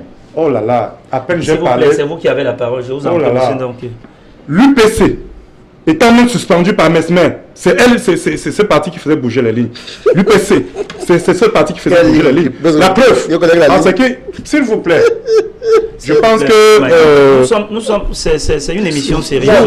Vous ne voulez pas considérer ce plateau. S'il vous plaît. Vous ne voulez pas considérer ce plateau. Vous ne pouvez pas démentir ici que c'est l'UPC qui a été le parti qui a lutté pour l'indépendance de ce pays. Il y a tel texte qui a été mis par... Oh là là, permettez que j'avance. C'est qu'il aille jusqu'au fin de... Permettez que j'avance. Je pense que sans être le modérateur, si j'étais là, j'aurais coupé votre micro parce que vous ne respectez pas des gens. S'il vous plaît, monsieur. Donc j'étais disant ceci. Cessez de faire croire aux Camerounais que c'est forcément à l'Assemblée qu'on peut faire bouger les lignes. Encore que le LDF vient de reconnaître qu'on est un mauvais code électoral. Et ils viennent de... Attends, mais mes chers Ce n'est pas aujourd'hui, c'est depuis 2011, depuis l'avènement de ce code électoral en 2011. Nous l'avons toujours critiqué. S'il vous plaît, en son temps, pendant qu'il était au gouvernement, je voudrais rappeler à M. Youmbi qu'il a vraiment à dire. Il ne va pas se laisser distraire. Il n'a rien à dire. Qu'on passe la parole. Je vous en prie, M. Youmbi, actuellement, c'est vous qui avez la parole et je pense que vous J'espère qu'ils ne vont plus me couper. Correctement votre J'étais en train de dire ceci. Vous ne pouvez pas vous plaindre d'un système électoral. Ouais. En même temps, vous vous plaignez que les propositions de loi ne passent jamais. Ouais. Parce que les mêmes causes produisent les mêmes effets. Ouais. C'est comme la mathématique. Mais attends, je n'ai pas souvenance d'une proposition de loi passée par l'opposition camerounaise. Vous avez souvenance d'une loi? Ça veut dire que l'Assemblée nationale, c'est sous la forme. Si effectivement le député ne peut pas faire bouger les lignes, il peut faire quoi là-bas? Et les Kamseki, Onel 1, Onel 2, et les Kamseki. Permettez. Est-ce que c'est RDF? Non. J'étais en train de dire. Je vous ai dit que ces gens qui viennent d'arriver en politique, ils ne n'arrivent pas. Nous n'allons pas. Ils n'arrivent pas. Je vous en prie, monsieur Ndonke, que quand quelqu'un a son temps de parole, je propose que vous le laissiez aller jusqu'au bout. Et en votre temps de parole, vous allez parler. Vous avez parlé environ près de 30 minutes. Alors, je pense que je vous ai écouté. Monsieur Youmbi, juste pour sortir actuellement. J'ai fait à peine 5 minutes. Oui, allons-y. Donc j'étais en train de dire ceci. Qu'on cesse faire croire aux Camerounais que c'est forcément à l'Assemblée qu'on peut changer, qu'on peut faire bouger les lignes. On peut être un parti politique et exercer et faire bouger les lignes. Ça c'est d'un. De deux, si on se plaint des propositions de députés qui ne passent pas, il faudrait qu'on rentre sur le code électoral. Parce que tout à l'heure, M. Mani se fait croire que le RDPC est une machine. Vous ne pouvez pas dire que vous êtes le Barça. Et au moment, et les règles de jeu, c'est vous qui choisissez les règles de jeu. Si M. Mani sait seulement qu'il est le Barça, alors rassemblez toutes les équipes au sol et on choisit consensuellement les règles du jeu. En ce moment, vous démontrerez que vous êtes le Barça. Vous cachez derrière le code électoral. Parce que le code électoral vous protège, vous le savez tous. Parce que ce soit le Conseil constitutionnel, c'est le président de la République qui désigne les membres. Que ce soit Elections Cameroun, c'est le président de la République qui désigne les membres. Que ce soit les ministres, même l'AT même, c'est le président de la République qui désigne les membres. Mais attends, dites-moi, le président de cour d'appel qui fait partie, qui est le président de la commission départementale, vous pensez qu'il peut décider en défaveur du RDPC alors que son patron, c'est le ministère de la Justice, qui par ricochet, le patron est le président de la République? Mais attendez, vous ne pouvez pas vous prévaloir que vous êtes fort alors que vous savez pertinemment que les règles du jeu ne sont pas bonnes. Et pour les aider vraiment, dans la vie, il faut savoir choisir. Même Dieu a dit, qui met sa main dans la charrue et regarde la main n'est pas digne de moi. Soit vous êtes parti d'opposition et franc avec les Camerounais, soit vous jonglez. Parce que nous avons dit, si nous étions allés aux élections, je peux vous dire que j'étais parmi ceux qui devaient être les premiers, deuxième, troisième à la mairie de la troisième. Mais je peux vous dire, je ne regrette pas. Et je suis de ceux-là qui avons fait 9 mois en prison par rapport à la marche. Voilà des gens qui disent que nous sommes en démocratie et que vous rentrez les choses pacifiquement, on vous arrête. Et ils disent que nous sommes en démocratie. Nous allons nous calmer. On va vous répondre, mon cher ami. Alors, on va vous répondre. Donc, pour sortir, tout à fait. je dis, nous continuons à dire ici, nous n'accepterons jamais les élections au Cameroun tant qu'il n'y a pas révision consensuelle qui serait bénéfique aussi pour la RDF du code électoral et tant qu'on ne peut pas arrêter la guerre dans nos eaux. Parce que j'ai l'impression qu'au RDPC, peut-être c'est du sang qu'on boit. Merci infiniment pour ces déclarations, surtout que moi je ne pense pas de la même façon que vous. Puisque la guerre continue, il est dans la suite. Monsieur Mani, en quelques minutes seulement, dites-nous, d'ici fin août, d'ici fin août, nous tenons compte du chrono. D'ici fin août, les inscriptions sur les listes électorales seront refermées, certainement pour l'éventualité des élections régionales qui profilent à l'horizon. Alors, dites-nous, est-ce que selon vous, la guerre qui continue au nord-ouest et au sud-ouest, ou alors ces populations déplacées, est-ce qu'on s'avance encore véritablement vers des élections libres et transparentes, comme le veut la tradition démocratique dans chaque pays? Vous savez, moi, je vais vous dire ça de manière nette, je vois à votre question beaucoup d'hypocrisie. Et je vais être clair là-dessus. Oui, allons-y. En 2013, Ouais. le MRC participe à sa première élection au Cameroun. Maurice Kamto est candidat à la députation dans le Fundi. Ouais. En 2013, le Cameroun est en guerre contre Boko Haram. Ouais. En 2013, le Cameroun est en guerre dans la partie est, sur sa frontière est, avec les Séléka et autres. Il n'est pas suivi, quelqu'un me dit ici là qu'on est en guerre, donc il ne faut pas aller aux élections. Ouais. En 2018, le Cameroun est en guerre contre Boko Haram. Le Cameroun connaît la même situation dans le nord-ouest et dans le sud-ouest, qui même aujourd'hui s'est même apaisé, parce que j'aurais cru qu'on devait beaucoup discuter là-dessus, malheureusement le temps n'est imparti. La situation dans le nord-ouest et dans le sud-ouest était plus critique en 2018 qu'en 2020. Monsieur Kamto est parti aux élections. Le même code électoral que nous sommes partis avec aux élections en 2013, en 2018, c'est le même code électoral qu'on a utilisé en 2020 et qu'on va encore probablement utiliser encore en 2020 pour les régionales. Ça, c'est de 1. Deuxième chose qu'il faut bien comprendre. En politique, quand on parle de l'Assemblée nationale, en démocratie, il y aura toujours une majorité et une minorité. C'est comme ça, partout. Il y aura toujours un parti qui sera toujours majoritaire au Parlement et un parti qui sera minoritaire en termes de nombre. Mais qu'est-ce qui importe, je vous en prie? Il est quand même établi que la majorité soit acquise sur la base des suffrages exprimés en faveur de... Vous avez un élément qui prouve que la majorité actuelle n'est pas acquise sur la base des suffrages. Il y a eu une élection. Il y a eu une élection. Ceux qui étaient, y étaient. Ceux qui ont dit qu'ils ne parlent pas de temps. Donc on s'en fout de ça. Donc je dis ceci. Permettez que je finisse. Permettez que je finisse. Donc, il y aura toujours une majorité parlementaire et il y a toujours une minorité. Ce qui importe au Parlement, dans le travail parlementaire, c'est la pertinence. On appelle cela la majorité de la pertinence. C'est quoi? C'est la qualité des idées véhiculées par les uns et par les autres. Je prends un cas.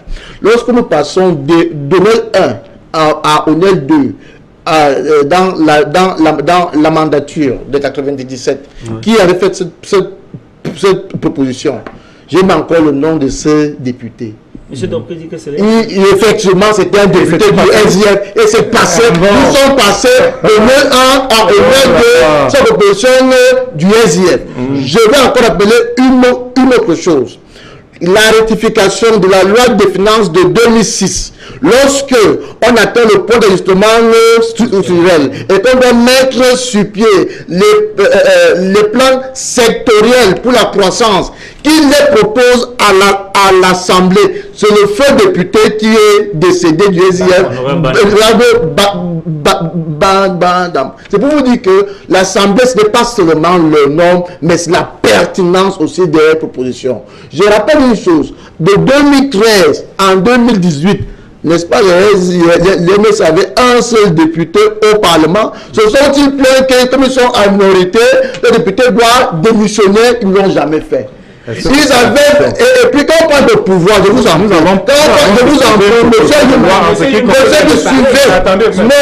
Yumbi suivait et calmons le ton, calmons. Je dis ceci, monsieur Yumbi, lorsque, je vous en prie, quand on parle de pouvoir en démocratie, le pouvoir, il y a des niveaux et des niveaux de pouvoir.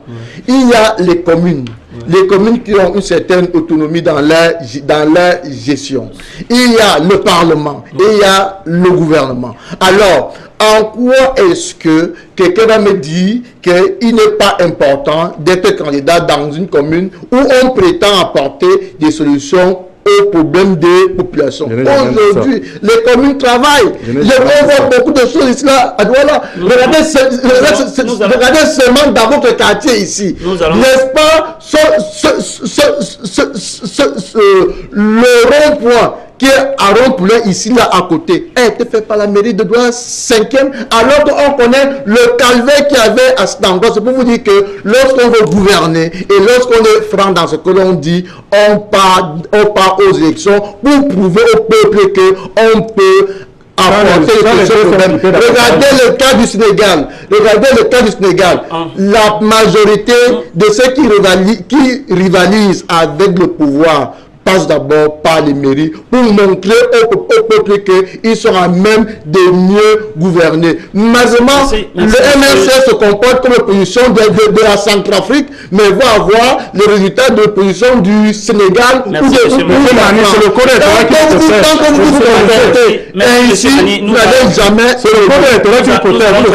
Nous allons très vite passer à la dernière thématique qui est d'ailleurs le fil conducteur entre la précédente et dans ces dernières. Nous allons actuellement parler, oui bien sûr, nous sommes très pris par le temps là, nous allons actuellement parler en quelques secondes seulement, j'insiste bien sûr le mot seconde, actuellement parler de la reconstruction du nord et du sud-ouest et de cette mission menée par le ministre Tasson qui est donc allé discuter avec les personnes dans cette région. Alors maintenant la première question c'est que pensez-vous, est-ce que vous êtes optimiste?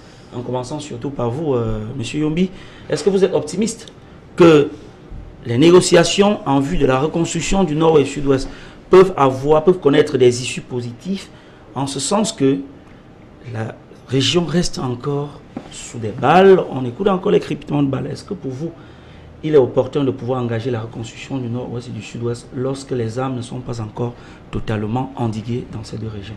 Vous voyez, dans votre question se trouve la réponse. Il est difficile de construire lorsque les armes crépitent davantage. Et ça crépite davantage. Et ça vient confirmer effectivement que le fameux dialogue n'a pas été, le succès du fameux dialogue n'a pas été au rendez-vous. Et nous savons tous que le gouvernement RDPC, ils font toujours dans la fuite en avance. Ils ont même créé le DDR lorsque la guerre n'était pas finie. Alors qu'on crée le DDR lorsqu'on avait fini de rassembler les gens, de dialoguer, de trouver la paix, en ce moment de créer un cadre pour la réinsertion. Mais il faut préciser quand même qu'il y a déjà plusieurs Camerounais, plusieurs combattants qui ont déposé les armes et qui ont rejoint Le DDR. Dans toutes les guerres au monde, il y a toujours les gens qui déposent les armes. Comme du côté de l'armée, il y a les déserteurs. Ça, c'est la réalité de la guerre. Vous ne pouvez pas dire, vous ne pouvez pas simplement vous cantonner sur ça. Vraiment, nous souhaitons tous que la guerre s'arrête. Ouais. Mais il ne faudrait pas, parce que la réconciliation, c'est d'abord dans le cœur. Il ne suffit pas d'ouvrir des caméras et venir s'embrasser dans le public. La réconciliation, c'est dans le cœur. Ouais. On a perdu près de 3000, on a près de 3000 morts. Encore qu'il n'y a jamais une commission qui nous dit le nombre de soldats. Ton président a dit 12 000 morts. Permettez. Donc, moi, je ne veux pas. J'aurais voulu être optimiste. Ouais. Mais comme les faits sont têtus, je souhaite, je prie encore ce gouvernement d'avoir un sursaut d'orgueil et de comprendre que le sang appelle le sang. Lorsqu'on tue, sachez que celui à qui celui que vous avez tué, soit l'enfant, soit le père, soit le frère, il devient un potentiel ambazonien. Alors que hier, il n'était pas ambazonien. Donc, je prie ce gouvernement vraiment de comprendre que ce n'est que par le dialogue qu'on peut résoudre la crise. En quelques mots aussi, monsieur, donc, dites-nous, le Nord et le Sud-Ouest a toujours été présenté, selon les déclarations des cadres de votre parti, comme le véritable bastion du parti SIF. Mais curieusement, le nombre d'élus aujourd'hui ne sont pas effectivement, ne reflètent pas vraiment ce suffrage-là. Alors dites-nous, selon vous, est-ce qu'il est déjà temps de pouvoir penser la reconstruction lorsque les âmes crépitent encore? Et d'ailleurs, hier encore, c'était un véritable champ de Harlem, à Bamenda même, qui est le chef-lieu de la région du Nord-Ouest. Ok, je viens rapidement, mais c'est mon temps de parole, comme j'ai dit. Il y a des choses que j'ai suivies sur ce plateau. Nous n'avons pas le temps. Non, j'ai mon temps de parole, écoutez-moi. Je ne peux pas laisser M. Youmbi dire sur ce plateau que le SDF joue volte-face au peuple. Parce que moi, si on va partir sur les faits, d'accord? Moi, j'ai dit, c'est difficile. Et il faut accepter que ce sont des jeunes frères, que nous sommes tous jeunes sur ce plateau, c'est ça qui m'intéresse beaucoup, mais qu'ils acceptent aussi que parce qu'ils sont jeunes sur ce plateau, ils sont aussi jeunes sur le champ politique. Parce que s'ils viennent aujourd'hui critiquer ce code électoral, je vais lui dire que nous avons commencé à le critiquer avant que le parti ne naisse. Le MSCM est né en 2012, alors que nous avons commencé à critiquer le code électoral depuis 2011, lorsque M. Kamto était au gouvernement et le défendait corps et âme dans les commissions du RDPC, dans les régions et tout ça. Donc qu'ils comprennent que nous avons toujours critiqué et c'était notre combat. Nous l'avons toujours fait à l'Assemblée nationale. Leurs députés qu'ils avaient à l'Assemblée nationale n'avaient jamais soulevé une incongruité dans ce code. Je le connais, c'est mon voisin. Alors, ne m'interrompez pas, je ne vous ai jamais interrompu. Allons-y à ma réponse à ma question maintenant. Sur la question de la reconstruction, alors, moi je voudrais savoir, vous-même vous l'avez dit, j'ai le sentiment profond que cette guerre qui est entretenue par le gouvernement de Yaoundé, au nord-ouest et au sud-ouest, est une guerre qui avait été dirigée pour détruire le SDF, parce qu'ils savaient que si le SDF continue à être aussi fort qu'il est au nord-ouest et au sud-ouest, 2018 aurait été un véritable chaos pour eux. Tout à l'heure, on a parlé du code électoral et puis des élections locales et tout ça. Oui, je vous dis, puisqu'on parle de la reconstruction, qu'allons-nous reconstruire? Les maisons des citoyens, les routes, les écoles, ou bien alors les édifices publics. Alors, faisons très attention, parce que pendant qu'on dit qu'on va reconstruire, on va construire une route, on va réhabiliter une route, réhabiliter une école, et les enfants habiteront où pour aller faire l'école. Est-ce qu'on a déjà la garantie? Donc, du coup, moi, je pense que c'est des grands titres que le gouvernement met en place, que le gouvernement anime, vous voyez, un peu pour entretenir sa politique au niveau international. Sinon, sur le terrain, pour ceux qui ne connaissent pas, parce que M. Youmbi ici en parle, mais il n'a pas, je parie qu'il n'a pas de famille à Bamenda. Il n'a pas de famille au nord. Je suis même né là-bas, monsieur. Excusez-moi. Non, on ne parle pas du SDF, on parle d'Ismaël, donc qui est assis sur le plateau. N'indexez pas le SDF. Je parle de ce que. J'ai fait mon père amazonien, il me parle de quoi? Concluez s'il vous plaît, monsieur. Je pense que M. Youmbi a également un problème, mais c'est un plaidoyer que je voudrais faire auprès de vous, s'il vous plaît. J'aime votre plateau, je l'adore, et puis j'aimerais en faire une maison. Et j'ai pris que quand vous voulez inviter des gens chez vous, vraiment... Je vous en prie, pas de procès d'intention sur les uns et les autres. Parce que quand quelqu'un soit pertinent, nous sommes jeunes, nous devons apprendre à être pertinents, parce que nous sommes dans un champ très compliqué. Nous sommes en politique. Donc, moi, j'ai dit que cette reconstruction n'est qu'une farce du gouvernement. Merci infiniment. Cette reconstruction n'est qu'une farce des amis de Mani et lui-même, parce qu'ils savent que ce n'est pas possible si la population ne peut pas rentrer, si les gens ne peuvent pas rentrer, fréquenter chez eux à la rentrée prochaine. Ça veut dire que la reconstruction n'est pas pour aujourd'hui. Monsieur Mani, jusqu'à présent, le gouvernement de la République, qui est en majorité constitué des membres du RDPC, est pointé du doigt par l'opposition dans son entièreté. Les activistes en parlent aussi, faisant comprendre que Yaoundé veut reconstruire le nord-ouest et le sud-ouest, alors que les âmes continuent de crépiter jusqu'à Bamenda, qui est le chef-lieu de la région, autant pour moi. Qu'en est-il donc? Quelle est donc la stratégie qui peut être mise en place pour pouvoir remédier à ce problème et pacifier la région en vue des lendemains meilleurs dans ces deux régions du Cameroun? Ok, déjà, ce qu'il faut savoir, c'est que on mesure, n'est-ce pas, le retour au calme par des indicateurs.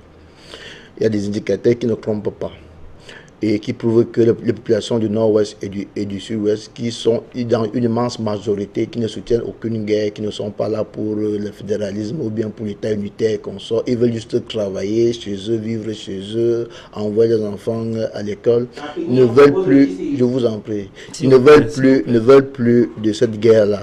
Et ce sont ces populations-là qui intéressent les gouvernants. Ouais. Ce qui est important et qu'il faut reconnaître depuis un certain temps, il y a une reprise, même si elle est timide, n'est-ce pas, des activités dans certaines localités. Parce qu'il y a eu, il faut aussi avouer qu'il y a eu des localités de ce côté qui n'ont pas connu de crise même en tant que telle. Moi, je suis à Limbe chaque semaine, puisque je travaille comme liaison avec la Sonara chaque semaine. Donc moi, je suis à Limbe chaque fois. Donc là-bas, il y a eu il y a des coins où il n'y a pas eu de crise là-bas. Ouais. Il y a des coins où il y a eu vraiment la crise. Mais il faut quand même reconnaître que depuis un certain temps, on a des indicateurs qui nous réconfortent. Si on essaie de chiffrer, on peut se situer à quel pourcentage? La CDC qui était à l'arrêt, ouais, au premier trimestre 2020 a quand même fait plus de 400 tonnes, n'est-ce pas, de bananes qui sont parties à l'extérieur. Le PAMOL qui était fermé a quand même reçu déjà 50 milliards, et pensez même plus, de l'Union européenne pour relancer cette activité, parce qu'il y avait une équipe qui est partie sur le terrain pour aller voir. Les deux universités qui sont dans les deux zones, à savoir le nord-ouest, à Bamenda et à Bouya, sont déjà ouverts. Même l'école de Polytechnique qui était fermée du côté de Bouya, même l'école de médecine, faculté de médecine c'est ouverte. Donc ça prouve qu'il y a une reprise. Maintenant, pourquoi dans la construction? Ça c'est important. Sans vous interrompre, vous avez la cité les grandes villes. En est-il de l'arrière? Je vous en prie. Permettez qu'elle finisse. Oui, allez-y. Lorsqu'il y a donc cette timide reprise d'activité, il faut donc éviter qu'il y ait l'effet inverse. À savoir, lorsque les gens vont revenir. Prends un cas. Il y a monseigneur qui est à Kumba, par exemple, qui a fait comprendre que dans son diocèse, il y a eu un retour de plus de 50 000 personnes qui sont retournées. Il faut donc pas que, quand ces gens reviennent et qu'il y a une reprise d'activité, que l'activité même manque sur le terrain. Parce que les enfants qui sont sortis, on parle de plus de 400 jeunes qui sont au centre CDDR qui est à Bamenda. Ouais. Lorsque ces enfants-là vont se retrouver 1 an, 2 ans sans emploi, il y a de fortes chances qu'ils retournent dans les forêts qu'on sort. Donc, la reprise, c'est à quoi? La reprise permet donc de venir avec l'activité économique pour occuper les jeunes, les femmes et les moins jeunes, pour qu'il n'y ait plus cette envie d'aller chercher de l'argent dans le maquis. Parce qu'il faut aussi avouer que la plupart des bandes armées de ce côté n'ont rien à voir avec la sécession ni le fédéralisme. C'est devenu un business pour ces gens-là pour vivre. Il faudra alors enlever ces enfants de ces bandes-là en leur donnant du vrai travail. Comme hier, par exemple, le ministre des Travaux publics a eu à recevoir tous les sénateurs, tous les députés du Nord-Ouest et du Sud-Ouest pour arrêter ensemble le calendrier pour la relance de tous les projets routiers qui sont de ce côté-là. Et on a parlé hier à peu près de 15 000 emplois directs qui doivent être créés dans ces chantiers. C'est de ça qu'il est question, parce que s'il n'y a pas de l'emploi, les gens vont toujours repartir, porter les armes pour chercher de quoi manger. Merci infiniment, M. Mani. Merci pour... Je pense que c'est sur ces mots très aimables que nous allons pouvoir mettre la clé sous l'opération dans cet autre cadre de notre édition spéciale politique. Alors, je vais commencer par dire merci à M. Ismaël Donke, communicant SIF, ici présent, d'avoir accepté l'invitation de Frika TV en cet après-midi. C'est moi qui vous remercie, et puis c'était un plaisir de discuter avec mes frères, parce que, comme j'ai dit, la politique, c'est un jeu, c'est un jeu d'idées, ce n'est pas un jeu de personnes. D'accord, quoi qu'il en soit, nous sommes tous Camerounais, pensez au patriotisme, pensons que nous sommes tous appelés à construire le Cameroun, et seul le Cameroun reste notre bébé à chérir. Tout à fait. Alors, merci également à vous, Monsieur Patrick Anissé Mani, d'avoir accepté notre invitation à cet après-midi. Je rappelle que vous êtes communicant RDPC, c'est le parti au pouvoir au Cameroun. Oui, effectivement, je vous remercie pour l'invitation. Je vais venir avec un petit mot gentil à mon ami Yumbi du MRC, qui est Monsieur le plateau, que je travaille grâce au RDPC, en lui disant que oui, c'est vrai, et comme toi avant moi, il était ministre grâce au RDPC, doyen grâce au RDPC, et je me réjouis qu'il y a des Camerounais qui trouvent le travail grâce au RDPC. Alors, à vous également, M. Serge Yumbi, vous êtes communicant MRC régional dans le littoral. Merci infiniment d'avoir accepté l'invitation de Frika TV en cet après-midi. Oui, je vous remercie beaucoup. C'est vrai que c'est la première fois que je suis sur votre plateau, qui est un laboratoire d'échange. Et je remercie également les autres co-panélistes qui ont animé le débat. Mais je veux simplement dire un mot aux Camerounais: ne baissons jamais les bras, parce qu'aucun peuple ne s'est jamais libéré sans combat. Donc considérez tout ce que les uns et les autres disent comme des interférences pour notre combat. Et pour finir justement, je peux vous dire que nous avons déposé un projet de loi lorsque nous avons un député à l'Assemblée. Même comme la loi dit qu'après deux séances, la troisième séance autocommandante s'inscrit à l'ordre du jour, qu'on n'a jamais tenu à respecter cette intérieure. Alors, merci infiniment à vous, chers panélistes. Merci, chers téléspectateurs, d'avoir suivi cette émission. Nous vous remercions infiniment pour cette marque d'attention. Nous vous invitons tout simplement à rester scotchés sur les programmes de Frika TV. Au revoir et à la prochaine édition.